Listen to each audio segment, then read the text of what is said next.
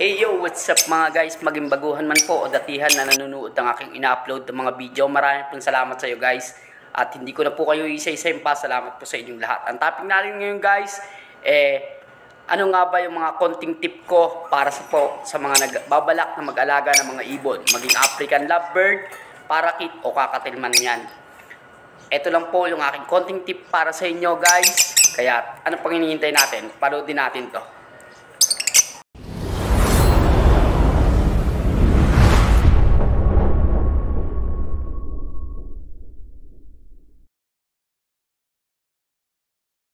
Yo, what's up mga guys? Magandang araw po sa bawat isa. Ang sabi ko nga po, ito po yung konting tip para po sa mga gustong mag-alaga o baguhan lamang na mag-aalaga ng mga ibon. Maging parakeet, African o kakatilman po yan.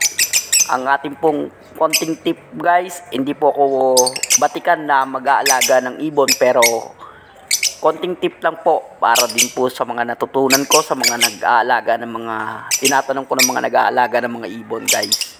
At ito po, ang una po nating dapat gawin yung ihanda po natin yung ating cage.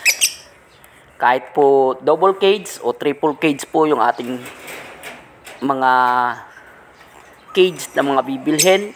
Kung hindi man tayo makabili, gawa man tayo ng yung screen, bili tayo ng screen at gumawa po tayo ng sarili nating cage na malawak po guys. Kapag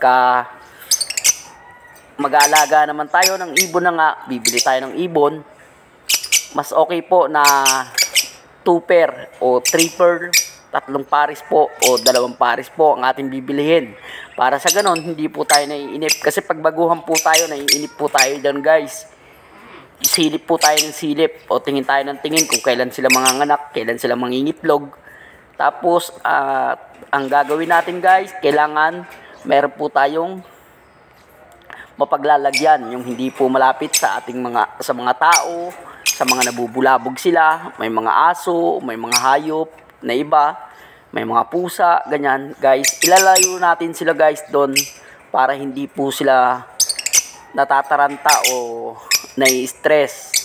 Then kailangan din po meron tayong mga nest box. Yung nest box natin guys, pag alam na natin na nagbe-breed na sila o nag-aasawahan na sila guys, nagbe-breed na sila, kailangan po nakahanda po yung ating mga nest box. Nest box po ng malaking halimbawa po, yung kakatil, kailangan po yung cage niya double cage. Wala pong hati yun para mahaba po.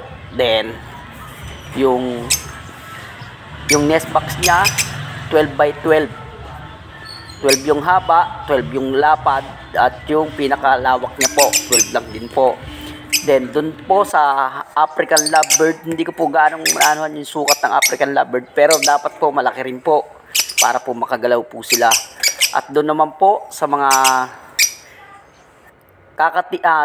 sa parakeet, ganun din po, dapat din po maluwag din po para oras na makarami sila ng itlog o ng anak, makakagala-gala po rin sa loob ng nest box nila, hindi po sila matataranta.